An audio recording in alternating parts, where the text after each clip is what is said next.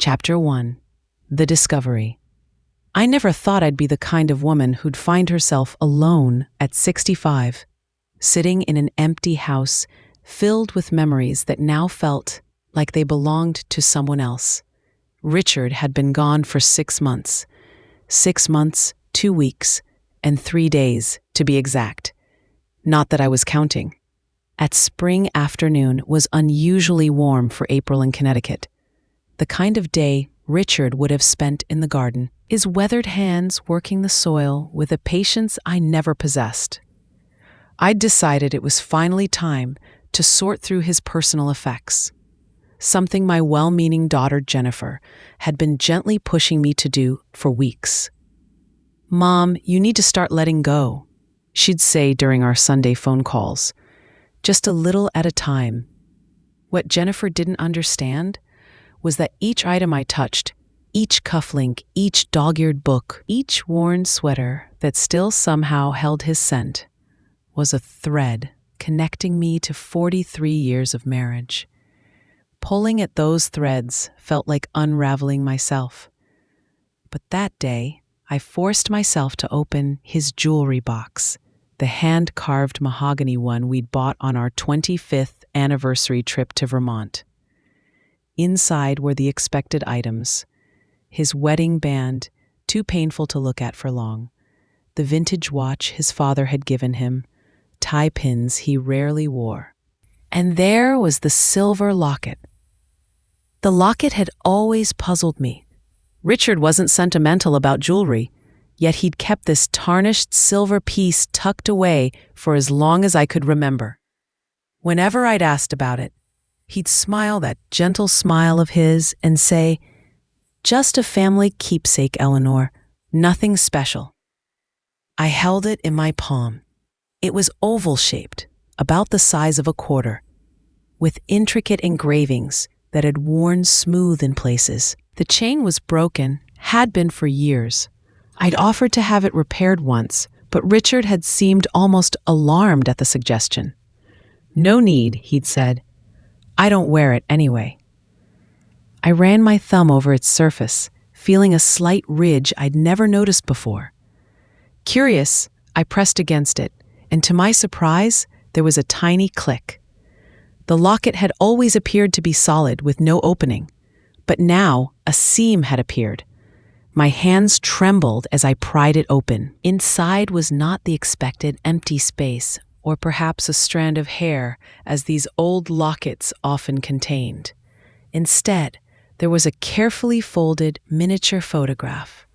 With fingers that suddenly felt clumsy, I unfolded it. The photo was in color, but faded. It showed a young girl, perhaps 7 or 8 years old, with auburn hair and 2 braids, standing in front of what looked like a schoolhouse. She was smiling widely, revealing missing front teeth. There was something familiar about her face, something in the set of her eyes and the curve of her smile that made my heart stutter. I flipped the tiny photo over. Written in Richard's unmistakable neat script were the words, "Sarah, 1979. The room seemed to tilt around me. 1979. We had been married for 7 years by then. Jennifer was just a toddler. And Richard had never mentioned anyone named Sarah. I sank onto the edge of our bed, my bed now, clutching the locket and photo. Who was this child? Why had Richard kept her picture hidden all these years? And why did she look so hauntingly familiar? As the late afternoon sunlight streamed through the bedroom windows, casting long shadows across the floor, I felt something shift inside me. The grief that had consumed me for months was suddenly pushed aside by something else, a burning need to know the truth. Richard had been a kind man, a devoted husband, a loving father to our 2 children. We'd built what I had always believed was an honest life together.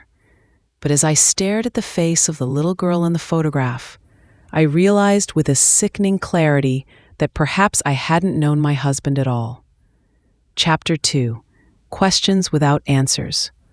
Sleep evaded me that night. I lay awake, the locket on my nightstand, the small photo propped against my bedside lamp. In the dim light, the girl's eyes seemed to follow me. Sarah. Who was Sarah? By morning, I had convinced myself of the most obvious explanation. She was a relative, perhaps a niece I'd never met, or the child of an old friend. Richard had grown up in Minnesota, and though we'd visited his hometown several times over the years, his family had been small. His parents were both only children, and they died before we met. Richard had no siblings, or so he had told me. I called Jennifer first thing. "Mom, it's not even 7, she mumbled, her voice thick with sleep. "Do you know anyone named Sarah? Someone connected to your father?" I asked, skipping any greeting. There was a pause, the sound of sheets rustling. "Sarah? No, I don't think so. Why?" I explained about the locket, the hidden photograph. "Mom," Jennifer's voice softened with concern. "It's probably nothing. Maybe a cousin or something. Your father didn't have cousins, you know that." "Well, maybe a goddaughter then, or the child of an old college friend." These were all possibilities I'd considered during my sleepless night. Reasonable explanations that would require no dramatic reassessment of my marriage or the man I'd loved for over 4 decades. "Maybe," I conceded. "I'm going to check his old address book. Maybe there's a clue there." After hanging up, these were all possibilities I'd considered during my sleepless night. Reasonable explanations that would require no dramatic reassessment of my marriage or the man I'd loved for over 4 decades. Maybe a goddaughter then, or the child of an old college friend. These were all possibilities I'd considered during my sleepless night. Reasonable explanations that would require I retrieved Richard's leather-bound address book from his desk drawer. It was organized with the same meticulous care he'd applied to everything in his life. I flipped through it, searching for any mention of a Sarah. There was nothing. No Sarah, no entries that seemed like they might be connected to the mysterious girl. I spent the rest of the morning searching through our filing cabinet, through old Christmas card lists, through decades-old tax returns and insurance forms. Nothing yielded any clues. By afternoon, I found myself in the attic, surrounded by dusty boxes of old photographs and documents. Richard had always been the family archivist, carefully labeling and organizing our memories. I'd teased him about it over the years, this need to document everything. "What are you saving all this for?" I'd ask. "For the future, Ellie," he'd reply. "Someday, someone will want to know who we were." Now, I wondered if these meticulously archived memories held as many secrets as truths. In a box labeled Richard, pre-1975, the year we'd met, I found envelope after envelope of photographs. Richard as a baby, as a boy, as a young man. Richard with his parents. Richard at college. Richard with a group of friends I'd never met, standing in front of a cabin somewhere mountainous and remote. And then, in an envelope marked simply Misk, I found a photograph that made me gasp. It was Richard, younger than when I'd met him, perhaps in his early 20s. He had his arm around a young woman with long auburn hair. They were standing in front of a lake, both squinting against the sun, looking happy, so happy. I turned the photo over in Richard's handwriting. Lake Minnetonka with Catherine, 1969. Catherine, another name he'd never mentioned. I sank back on my heels. Dust motes dancing in the shafts of sunlight that filtered through the attic window. 1969. Richard would have been 22. He'd told me his first serious relationship had been in college with a woman named Barbara. Barbara, who'd broken his heart when she left him for his roommate. Barbara, whom he'd said was his only significant relationship before me. But here was Catherine, and somewhere, somehow, there was Sarah. a child born in what must have been the early 1970s, given her age in the photograph from 1979. The timeline formed in my mind with sickening clarity. If this Catherine, with her auburn hair so similar to the little girl's, had been involved with Richard in 1969, and if Sarah had been born shortly after, my heart pounded. I needed to know more about Catherine. I needed to know if Sarah was Richard's daughter. But Richard was gone, and I had no idea where to start looking for answers. Chapter 3: The Letter.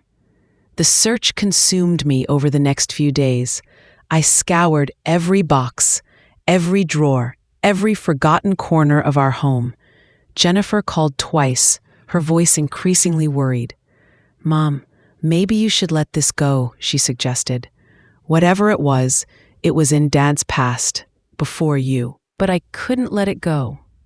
If Richard had a child, a daughter he had kept secret our entire marriage, I needed to know. Not just who she was, but why. Why the secrecy? Why had he never told me? On the fourth day, I found it. Not where I expected, not in any of the carefully labeled boxes or files, but tucked inside an old hardcover copy of The Great Gatsby on Richard's bookshelf. An envelope, yellowed with age, addressed to Richard at his college dormitory address. The return address was from someone named Catherine Reynolds in Minneapolis. My hands shook as I carefully opened the unsealed envelope and unfolded the letter inside. The handwriting was rounded, almost childlike, with little hearts dotting the I's. "Dear Richard, I don't know how to write this letter. I've started it a dozen times. By the time you read this, I'll be gone from Minneapolis. My parents are sending me to live with my aunt in Seattle until this situation is resolved." That's how my father refers to our baby, as a situation to be resolved. But I don't see it that way, Richard. I know we're young. I know this isn't what either of us planned. But this is our child. Part of you, part of me. I won't give the baby up, no matter what my parents say. Somehow, I'll find a way to manage on my own if I have to. I'm not asking you to marry me. I know you have plans. Law school, your whole future mapped out. I'm not asking you to change those plans, but I thought you should know. Whatever happens, this child will be in the world. If you want to be part of his or her life, you know how to reach me at my aunt's. If not, I'll understand. But please, Richard, whatever you decide, be sure. This child deserves better than uncertainty. I still love you. I think I always will. Catherine. The letter was dated March 11th, 1970. I sat down heavily on Richard's reading chair, the letter trembling in my grasp. Catherine had been pregnant. Richard had fathered a child before he met me, a child he had never acknowledged to me throughout our marriage. Yet he had kept a picture of her, hidden away where I wouldn't find it. Sarah would be in her 50s now, my age when Richard and I had been celebrating our 30th anniversary. Did she know about Richard? Had he been in contact with her throughout her life, maintaining some secret relationship while building another life with me? The questions multiplied, each more painful than the last. But beneath the hurt and confusion, another emotion was taking shape: determination. I needed to find Sarah. I needed to know the truth, all of it. I carefully replaced the letter in its envelope and slipped it into my pocket. Then I went downstairs to my computer. If Catherine Reynolds had moved to Seattle in 1970, perhaps there would be records. Perhaps Sarah still lived there. Perhaps after all these years, I could finally meet my husband's other daughter. Chapter 4: The Search.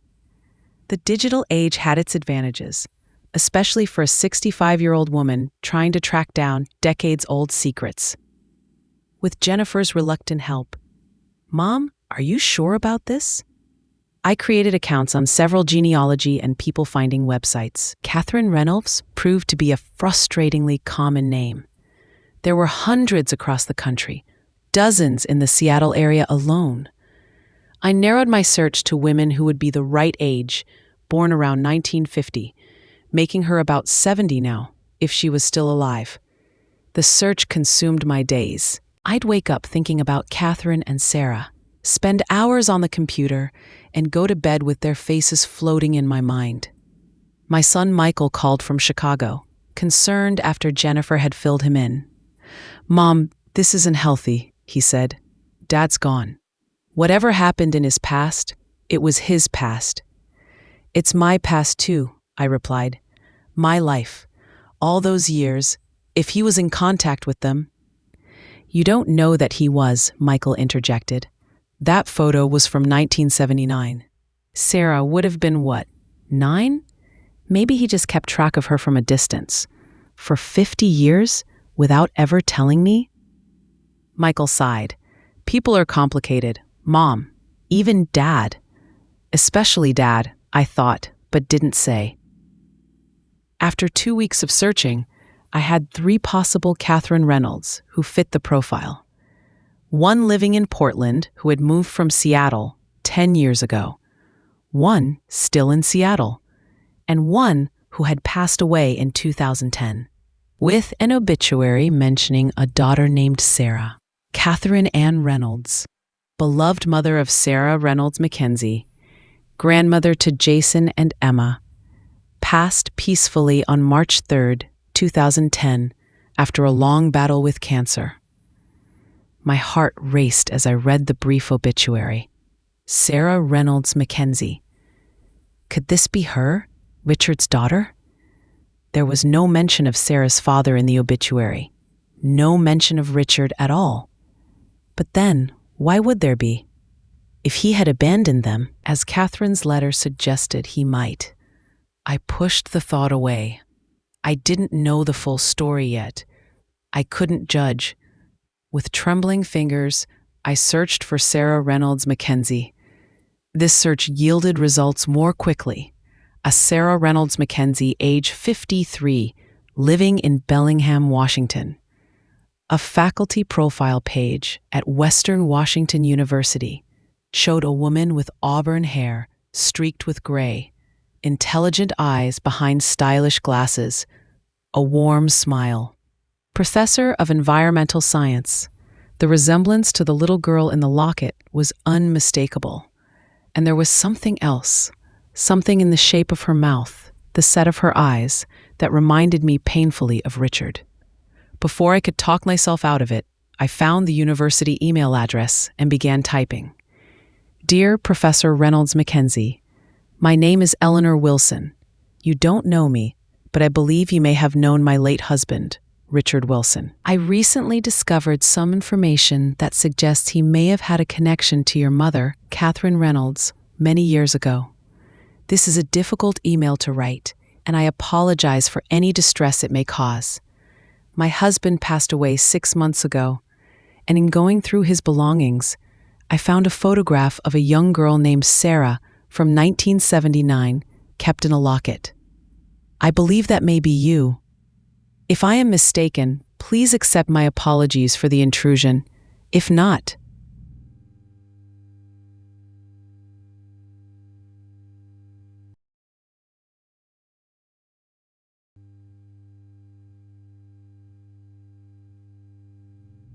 I recently discovered some information that suggests he may have had a connection to your mother, Catherine Reynolds, many years ago. I would very much like to speak with you, when and if you feel comfortable doing so. Sincerely, Eleanor Wilson." I read the email a dozen times before sending it, wondering if I was making a terrible mistake. What if Sarah didn't know about Richard? What if Catherine had never told her who her father was? Or worse, what if Richard had been actively involved in her life, creating some whole separate familial relationship that he had kept hidden from us? In the end, The need to know overcame my hesitation. I clicked send and then sat back, my heart pounding, wondering if and when I would get a response and what it might reveal about the man I thought I had known so well. Chapter 5. The Response. The reply came 3 days later, while I was deadheading roses in the garden Richard had loved so much. My phone chimed with the email notification, and I nearly dropped my gardening shears in my haste to check it. Dear Mrs. Wilson, your email was quite a surprise. Yes, Catherine Reynolds was my mother. And yes, I am the Sarah you're looking for. I'm not sure what you know or what you're seeking to discover. This is very unexpected and, frankly, somewhat unsettling. My mother passed away 12 years ago, and the past is complicated. That said, I understand the need for answers. I have them myself. I'm attending a conference in New York next weekend. If you're amenable, perhaps we could meet in person rather than trying to navigate this situation via email. There's a coffee shop called Blue Bird on West 72nd Street. Would Saturday at 2 p.m. work for you? Regards, Sarah Reynolds Mackenzie, Ph.D. I read the email 3 times. Her tone was guarded, understandably so, but she was willing to meet. She had questions of her own. What did that mean? Did she know about Richard? Had he been part of her life? I typed a quick reply, agreeing to the meeting, and then called Jennifer to tell her the news. I'm coming with you, she said immediately. No, I replied. This is something I need to do alone, at least for the first meeting. Mom, you don't know this woman, and finding out Dad may have had another family. It's going to be emotional. All the more reason to do this privately, I insisted. Jennifer, please, I need to do this my way. After some arguing, she reluctantly agreed, but insisted on driving me into the city and waiting nearby during the meeting. The days until Saturday crawled by. I slept poorly, my dreams filled with distorted images of Richard with another family, another life, while I remained oblivious. I found myself looking at old photographs of our life together, searching his expression for signs of duplicity, for hints that his heart was divided. I found nothing but the face of the man I had loved. Kind eyes, gentle smile, dependable presence. Saturday finally arrived, clear and warm for early May. Jennifer picked me up at 11, her face tight with concern. You don't have to do this, she said for the 12th time as we drove toward Manhattan. Whatever Dad did or didn't do, it was a lifetime ago. I need to know, I said simply. Don't you want to know if you have a half-sister?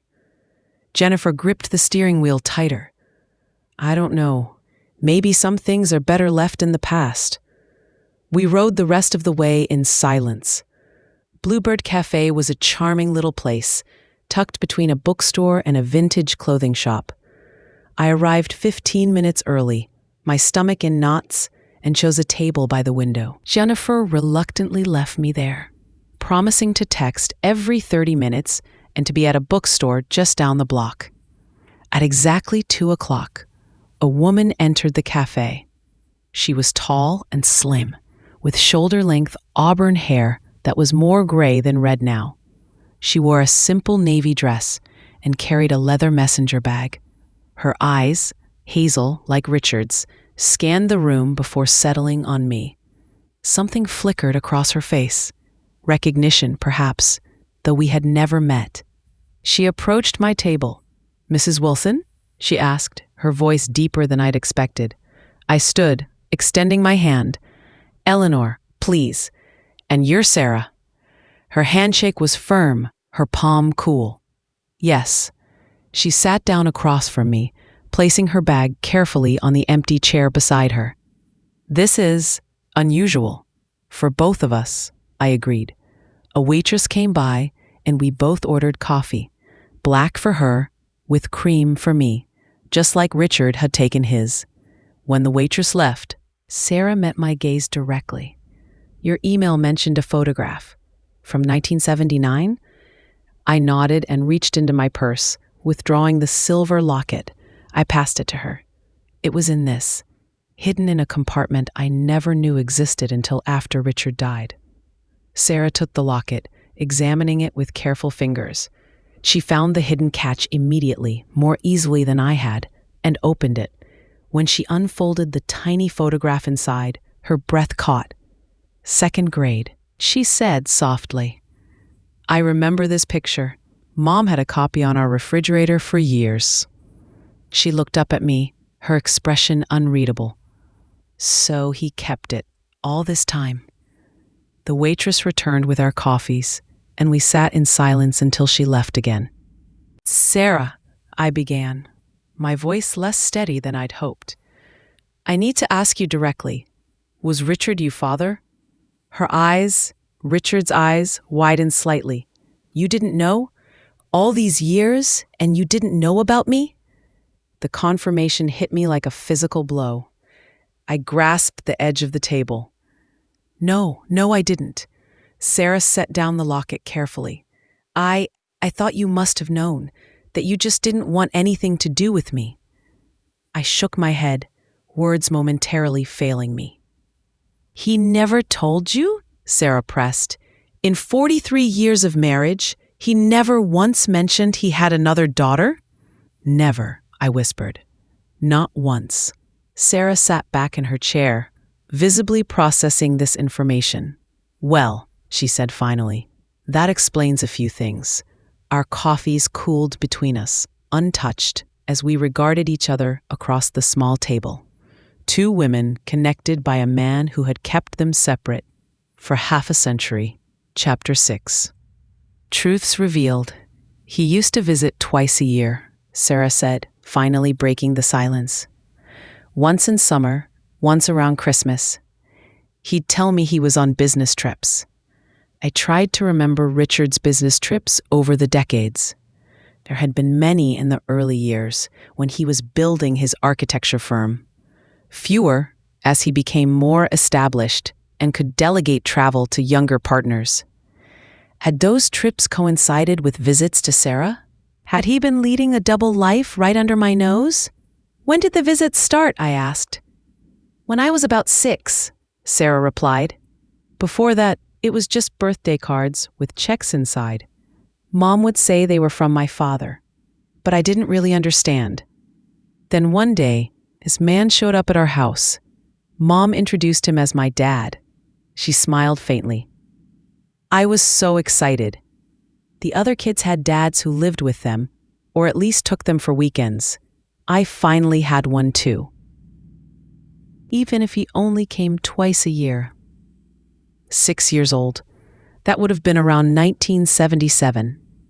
We'd been married for 9 years by then. Jennifer was 7, Michael was 4. Richard had been sneaking away to visit his other child while we built our family. None the wiser. Did he ever talk about us? About me? I couldn't stop myself from asking. Sarah hesitated, then shook her head. "No. I knew he was married, that he had other children. Mom told me that much, but he never mentioned you by name, never showed me pictures or anything." She paused. "I used to imagine what you were like, though. His real family."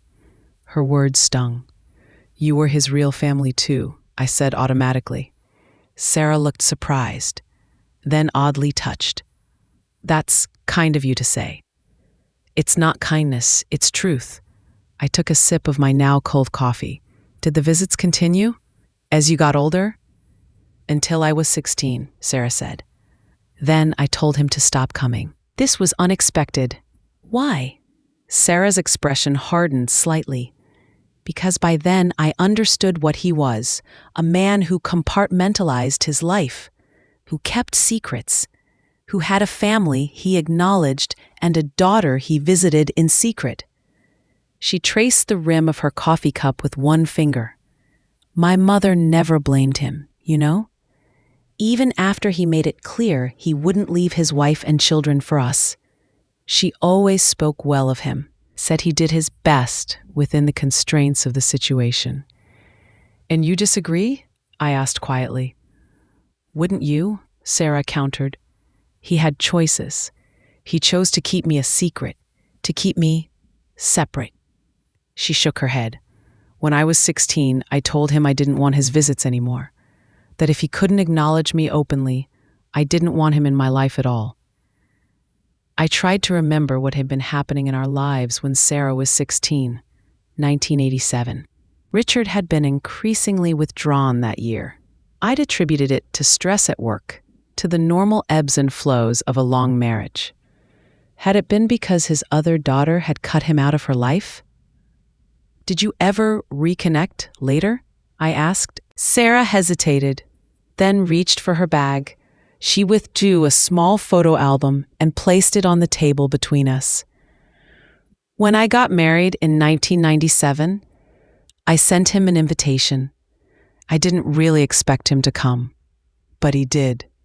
She opened the album to a page showing a younger Sarah in a simple white dress, standing beside a tall man with a trimmed beard.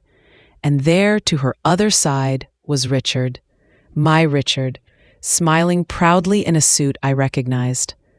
"He came to your wedding," I said, remembering. "He told me it was a conference in Seattle. He stayed for just the ceremony and part of the reception." Sarah said. "He gave me away. It meant more than I expected it would." She turned the page. There were Richard and Sarah, arm in arm, walking down the aisle.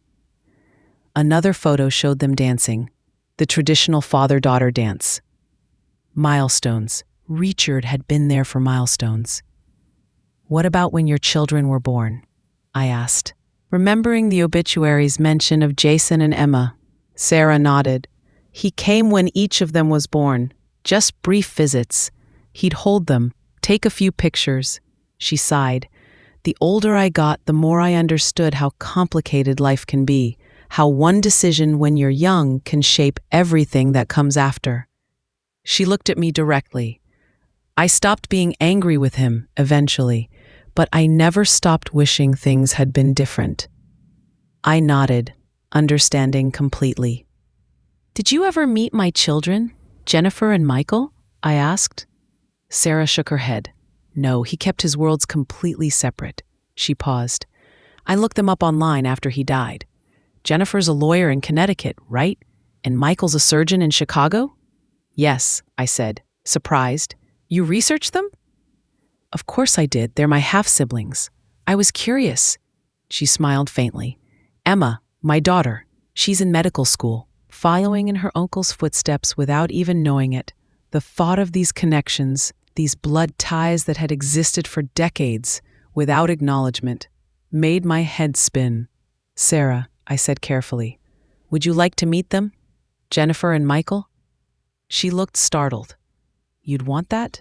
After everything?" "None of this was your fault," I said. "Or theirs, or mine. It was Richard's choice to keep these secrets. But now that the truth is out," I took a deep breath. "Maybe something good can come from it." Sarah was quiet for a long moment. "I'd like that," she finally said, "if they're open to it." I reached across the table and, after a moment's hesitation, covered her hand with mine. Her fingers were long and elegant, like Richard's, like Jennifer's. "They're good people," I said. "They'll be shocked, just as I was, but I think, given time, they'll want to know their sister." Sarah's eyes glistened with unshed tears. "Thank you," she whispered. "For not hating me, for not blaming me. How could I?" I replied. "We're both victims of the same secret." As we sat there in that small cafe, two women brought together by a man's decades-old choices, I felt something unexpected. The first genuine sense of peace I'd experienced since Richard's death. The truth, painful as it was finally in the open, and with truth came the possibility of something new. Not a replacement for what was lost, but perhaps, in time,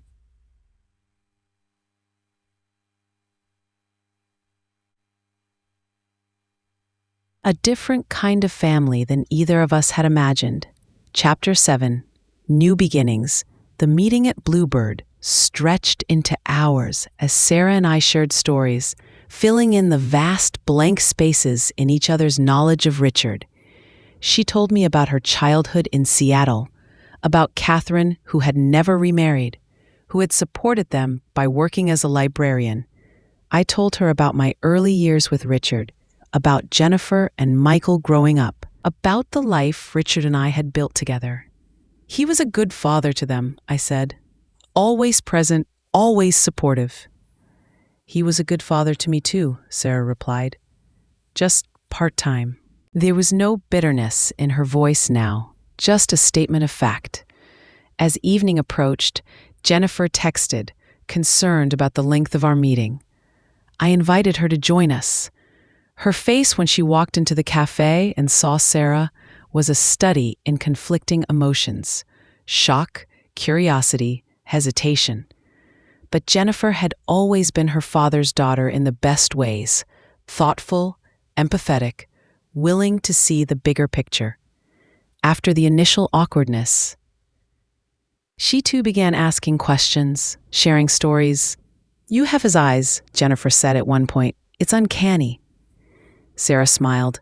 "You have his hands. I noticed that right away." By the time we parted, tentative plans had been made for a longer visit. Sarah would bring her husband Tom and their children to Connecticut in the summer. Michael was cautiously open to the idea when I called him that evening from Jennifer's apartment. "It's weird, Mom," he admitted, "knowing Dad kept this secret, knowing I have a half-sister out there, but I want to meet her." In the months that followed, our families began the delicate process of getting to know one another. There were video calls, exchanges of photos, gradual building of connections. Emma and Michael bonded over medical discussions that went far over my head. Jennifer and Sarah discovered a shared love of hiking and environmental causes. Tom, Sarah's husband, turned out to be an amateur architect who had admired Richard's work without ever knowing the connection. It wasn't always smooth. There were moments of tension, of grief renewed, of questions that could never be fully answered because the one person who could answer them was gone. Why had Richard kept Sarah a secret all those years? Why hadn't he ever told me about Catherine, about the child they'd had together? Had he loved Catherine? Had he regretted his choices? Some answers came from unexpected places. In August, Sarah brought a box of letters Richard had written to her over the years. They revealed a man torn between worlds, between obligations, between the family he had committed to and the daughter he couldn't acknowledge, but couldn't abandon either. "I wish I could give you more than these brief visits," he'd written when Sarah was 12. "I wish circumstances were different. But please know that not a day goes by that I don't think of you, that I don't carry you in my heart." Reading his words brought fresh pain, but also a strange comfort. Richard had loved Sarah. He had tried, in his imperfect way, to be part of her life without disrupting ours. The compartmentalization that had hurt Sarah had been his flawed attempt to fulfill responsibilities to everyone he loved. When Sarah and her family visited in July, we spent a day going through old photo albums together. Jennifer brought hers, Michael sent digital albums from Chicago, and Sarah contributed her smaller collection. Side by side, we examined the parallel timelines of our lives: birthdays, graduations, weddings that had happened in isolation from each other. "Look at this," Jennifer said at one point, placing two photos next to each other. One showed Richard holding newborn Jennifer in 1970. The other showed him holding newborn Sarah in 1971, just 14 months later. The same proud smile, the same tender way of cradling an infant's head. He loved both of us. He did, I agreed, my heart full of complicated emotions, lingering hurt at his deception, enduring love for the man he had been to me, and growing affection for the daughter he had given me no chance to know. On their last evening in Connecticut, we gathered in the garden Richard had loved. The summer day was fading into a gentle dusk, fireflies beginning to flicker among the roses.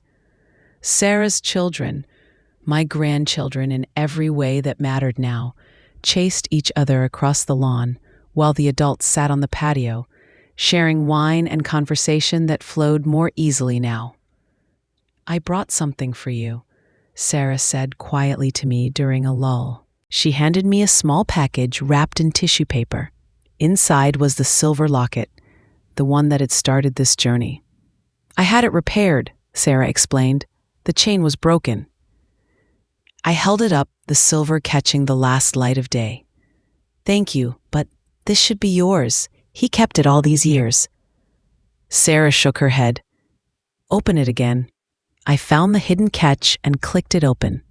Inside, where the small photo of young Sarah had been, were now two tiny photos, one of Sarah as a child, one of Jennifer and Michael standing together at about the same age.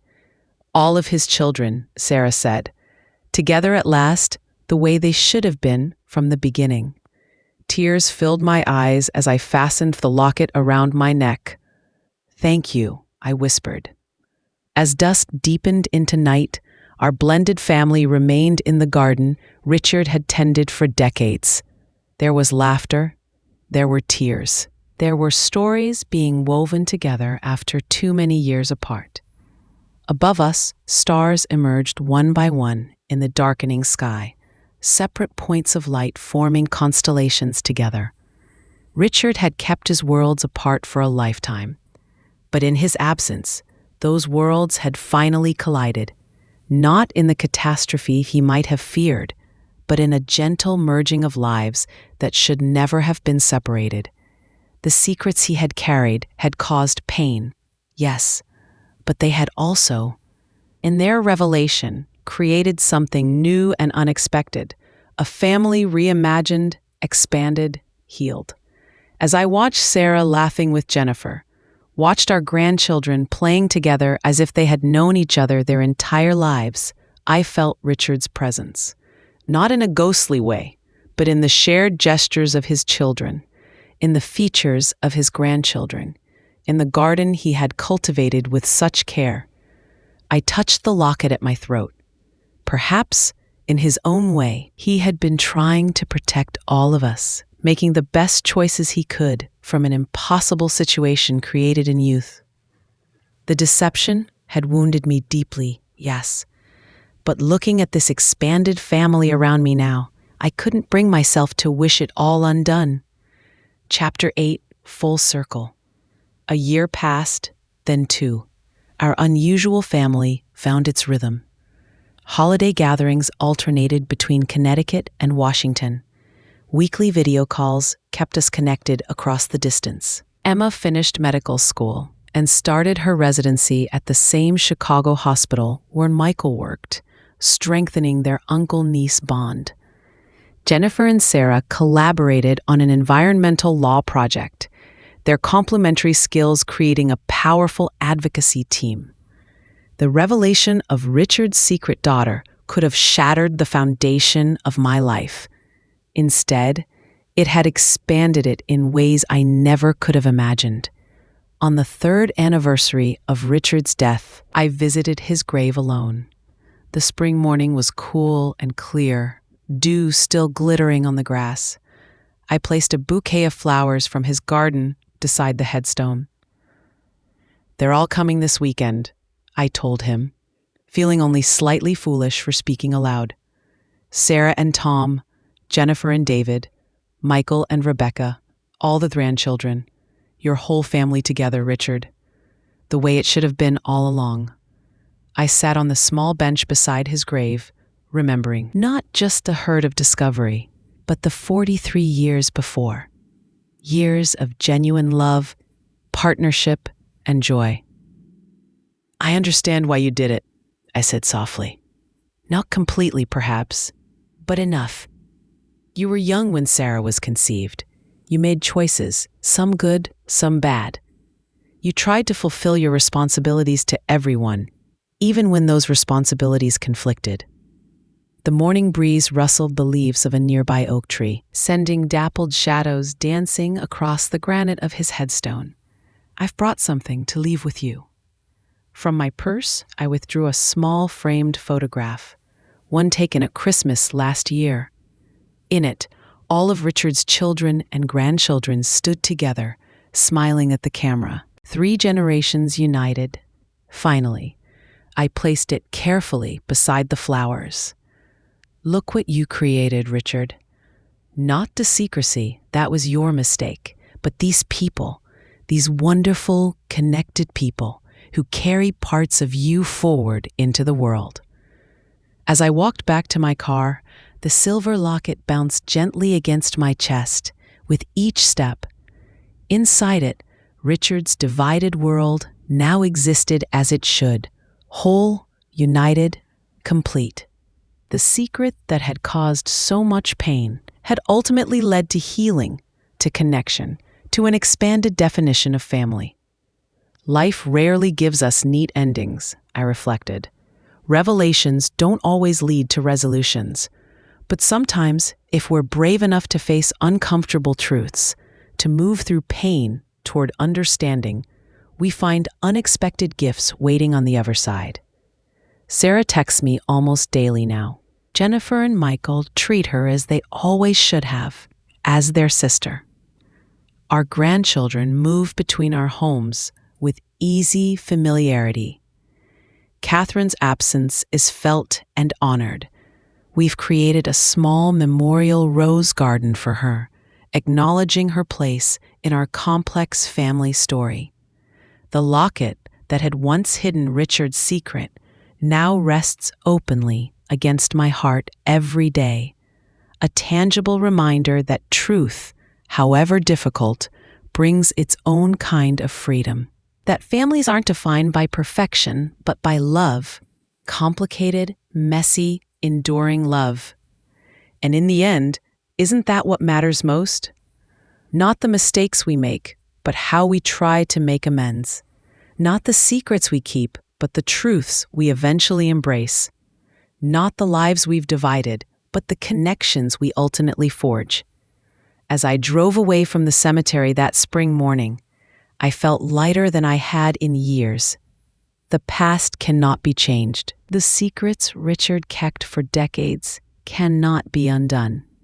But the future, our future, as this beautifully blended family, that remains ours to shape, one honest moment at a time. And in that, I've found peace at last. Epilogue. The letter 5 years to the day after I discovered the locket, a certified letter arrived at my home. The return address was from Richard's law firm, with a note explaining that he had left instructions for this letter to be delivered to me on this specific date. My hands trembled as I opened it, unsure what further revelations might await. My dearest Eleanor, if you're reading this, then I am gone and you have found the locket. I've instructed my attorneys to deliver this letter only if certain inquiries were made about Catherine or Sarah, inquiries that would indicate you've discovered what I kept hidden for so long. First, I must say what has been said decades ago. I'm sorry. Sorry for the deception. Sorry for the compartmentalized life. Sorry for not being brave enough to bring my worlds together when doing so might have spared so much pain. Catherine and I were young, just 21 and 20, when she became pregnant with Sarah. Her parents wanted her to give the baby up for adoption. I was headed to law school, my future all planned out. When I met you 2 years later, I told myself that chapter of my life was closed, that the occasional checks I sent and birthday cards were fulfillment enough of my responsibilities. I was wrong. When Sarah was 6, Catherine called me. Sarah had been asking about her father, struggling with his absence. I went to Seattle intending it to be a one-time visit to satisfy a child's curiosity. But the moment I held her, this beautiful little girl with my eyes, with so many questions, I couldn't walk away again. So began the deception that defined the rest of my life. Twice-yearly visits, business trips that went entirely business, a daughter I loved deeply but couldn't acknowledge within the life and family I had built with you. I told myself I was protecting everyone, you and our children from painful revelations, Sarah from feeling like an afterthought, Catherine from any further disruption. In reality, I was protecting myself from consequences, from difficult conversations, from admitting my own failures. By the time Sarah was old enough to understand the situation, to feel the sting of being the secret child, the patterns were set. When she cut me out of her life at 16, the pain was almost unbearable. But what right did I have to complain? I had denied her the openness, the full recognition she deserved. Our reconnection years later was tentative, but it gave me a second chance to be some version of a father to her, to know her children, to see the remarkable woman she became, despite my shortcomings. You may wonder if I ever loved Catherine. The truth is, we were very young. What we had wasn't the deep, enduring partnership I built with you over decades. But Catherine gave me my first child, and for that alone, she will always hold a place in my heart. She was a wonderful mother who never spoke ill of me to Sarah, despite having every right to do so. Eleanor, my greatest hope, though I have no right to hope for anything, is that somehow you and Sarah might find each other, that Jennifer and Michael might know their sister, that the divisions I maintained out of fear and habit might be healed after I'm gone. The life we built together wasn't a lie. My love for you was never false. You are, the great love of my life, the steady star by which I navigated. My failure wasn't in loving you too little, but in lacking the courage to bring my whole self, my whole life to our marriage. If you can find it in your heart, try to remember not just this final revelation, but the thousands of days we spent together in love and partnership. Remember that imperfect people can still love perfectly, even when they fail in other ways. Forgive me if you can. Always and forever yours, Richard. I folded the letter carefully and placed it back in its envelope. Outside, Sarah and her family had just pulled into the driveway for our monthly Sunday dinner. Jennifer's car wasn't far behind. Soon the house would be filled with voices, with laughter, with the beautiful chaos of family. I tucked Richard's letter into the drawer of my bedside table and went downstairs to welcome them all. His apology changed nothing and everything.